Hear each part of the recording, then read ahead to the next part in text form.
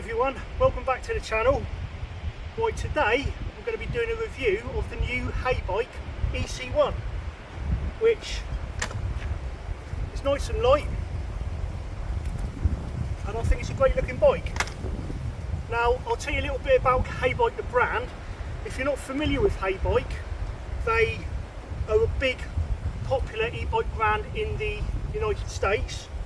They've just recently entered the UK and EU markets, and this is the bike they're going to be selling. Now this was actually released back in September, and they've kindly sent me this model to test, which I'm very grateful for. So what we're going to do, I'm going to dive right in, I'm going to have a walk around, and then I'll be doing the usual tests I do. I'll be doing a short hill climb test, followed by a brake test. Right, let's have a closer look at the new Heybike EC1. Well, first of all, I'll just show you this lovely frame. I think they've done a really nice job with this bike. It's currently on offer for £1,099. Normal retail price is around about £1,400. But yeah, as you can see, it's really well finished off. I'm really impressed with this bike actually. A lovely frame, nice geometry. There we go. Right, first of all, I'll tell you about the motor. It's a 250 watt 36 volt geared hub motor, pretty standard on these kind of bikes. This particular motor is actually Heybike branded, so it's actually their own motor. I believe it puts out about 35-40 newton meters of torque. It's actually a really nice motor. It's not the quietest I've come across, but it's certainly not the loudest. It makes quite a pleasing sound, if you know what I mean. It's very smooth. Now the display does have a watt meter on there, so it gives you real-time power output, and it seems to peak at close to 500 watts in full power mode. But yeah, it's very nice. Now it does use a cadence sensor. So obviously there is a trend at the moment with e-bike companies using torque sensors, and I'm a big fan of torque sensors, and I think it would have been nice to have had a torque sensor on this particular bike. But having said that, the cadence sensor does work well. It's very responsive and it is very smooth on the uptake. There's no real sort of delay when you start pedalling. When you stop pedalling, the motor stops. It does seem quite responsive, and it's very smooth. It hasn't got the usual on-off feel of a cadence sensor. Right, we've got a pretty standard Shimano Tourney 7-speed drivetrain.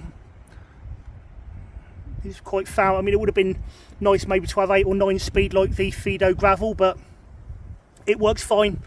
Yeah, I've got no complaints about the Shimano Tourney. It is an entry-level budget drivetrain, but it always shifts well, it's reliable, and it's very cheap to fix if it does go wrong. If you were to damage the derailleur, it's very cheap to replace. Right, next when we move on to the battery, as you can see, it's nicely colour-coded. It can be removed.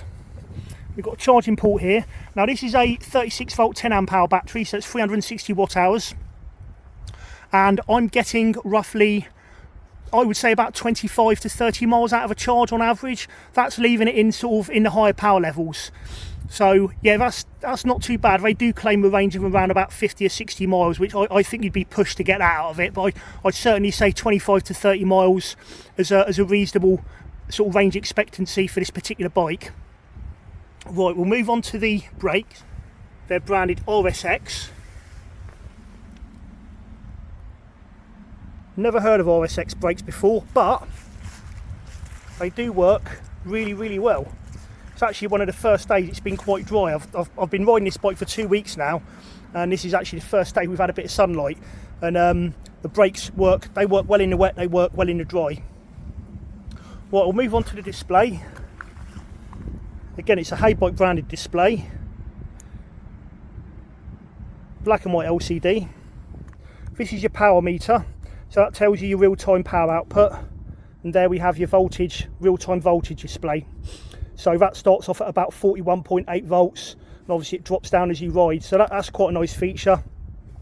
We've got other things like distance. That's the odometer. So I've done a total of 97 miles on this bike in the last couple of weeks. And then of course I've set it to 5 levels of assist. It comes set at 3. You can actually have it to 9 levels of assist. You just have to go into the advanced settings menu and you can change things around. And the good thing about the advanced settings menu on this particular bike is it actually tells you what each setting does on the screen. It kind of scrolls across. Moving on, we've got these nice leatherette grips. There's your Shimano 7-speed thumb shifter. we have a bell, and here we have a keypad, which is nicely designed. On-off buttons there. All the cables are internally routed, as you can see, really nice. We've got this headlight at the front. The bike doesn't come with a backlight, but it's easy enough to get one. We've got a quick release on the seat post, and quite a sporty saddle. This is quite firm, this saddle. I actually like this saddle. It might not be everyone's cup of tea. I'm used to riding firm saddles because I ride road bikes quite a lot. So this saddle I actually like, but again, you might want to get something with a little bit more padding because it is quite firm. And then we've got mud guards. Nice full length mud guards. Do a good job of keeping the muck off the bike and off you. And they seem pretty good. They don't rattle around too much. We've got an aluminium fork. The frame's made out of, I think it's 6061 alloy. And we've got these nice, I would say like a kind of cross-stroke gravel tyre. It's a 700 by 40C, and it is made by Chaoyang, which is a Chinese tyre company. They do a lot of tyres for e-bikes, and like I said, I've done nearly 100 miles so far and I haven't had any punctures. Right, I think that's it for now. I'm going to jump on this now and we're going to go for a quick hill climb test, see how it performs, and then I'll do a quick braking test as well, and we'll wrap it up. Right, well, first of all, we're going to do a brake test. I'm going to get it up to 20 miles an hour, and we'll see how it goes.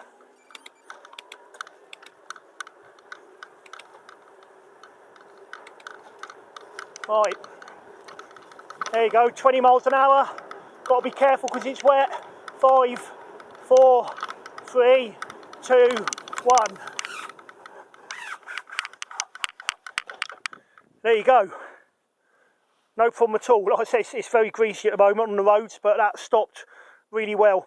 Obviously, the brakes are quite good, so you've got to be careful about locking them up in the wet. All right, guys, we'll move on to the hill climb test next.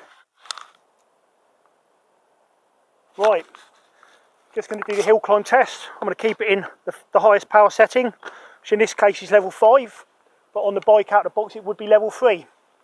Right, let's go.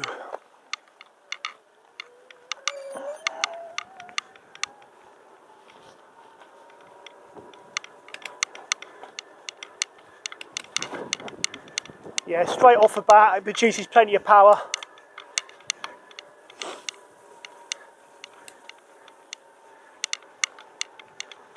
Now this motor is limited to 250 watts in line with UK and EU e-bike laws, and the speed is limited to 15.5 miles an hour or 25 kilometers an hour.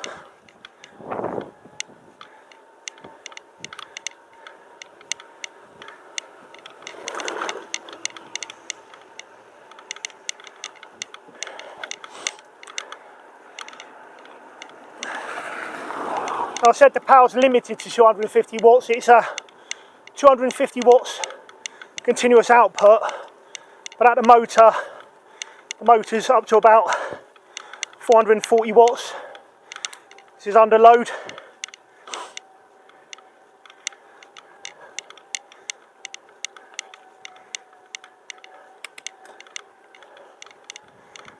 On in.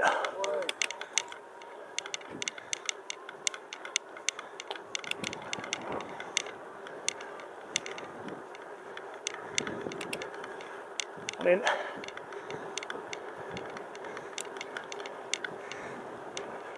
He's absolutely flying up this hill, no problem at all.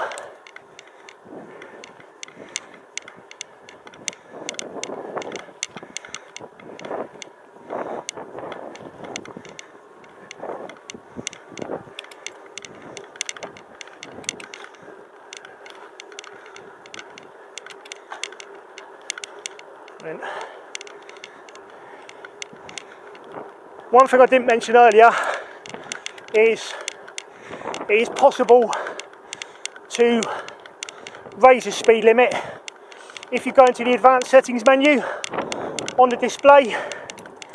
Well, obviously I wouldn't recommend doing that. Just stay on the right side of the law, but it is possible. So obviously if you did raise the speed, assisted speed limit, you would get through the battery a lot quicker as well.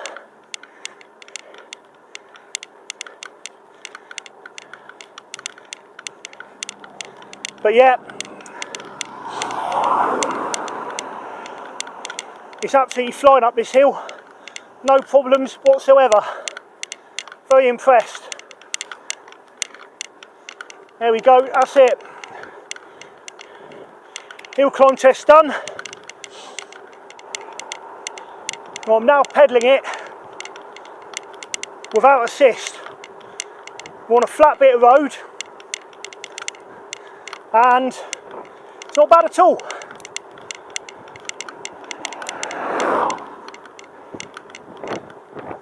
The great thing about having a lightweight e-bike like this is if you do run out of battery a couple of miles from home or further, you can still ride it home. It's not like you're pedalling an ultra heavy bike, it just feels like a regular bike. Maybe it's carrying a bit of extra luggage. Anyway, I'm going to wrap this up now, guys.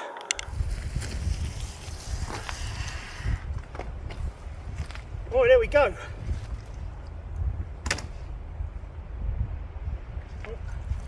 Put that there. Right, so there you have it, guys. The Heybike EC1.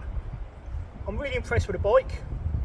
I didn't mention the weight earlier on. It's 18 kilos. So, you know, it's a weight, but it's nothing like a lot of e-bikes. You know, a lot of e-bikes are 23, 24 kilos. So, you know, it's nice and light. You can ride it easily without the assist. If you're on the flat, you do notice the weight if you're on the hills. It's comfortable. It's got quite a sporty riding position. Yeah, the battery, like I said, the battery range is around about 25 miles. It's I think it's a really good bike for the money. Lightweight e-bikes are coming down in price now. Initially, you know, most of the lighter e-bikes cost around about the £2,000 mark, but I would say if Heybike could keep the price of this down to around £1,100–1,200, I think they're onto a winner. And it's a nice looking bike. It seems well made. It seems quite sturdy. The brakes work well. Things like the wheels, for example. I mean, the front wheel bearing is really, really smooth. Now it just keeps spinning.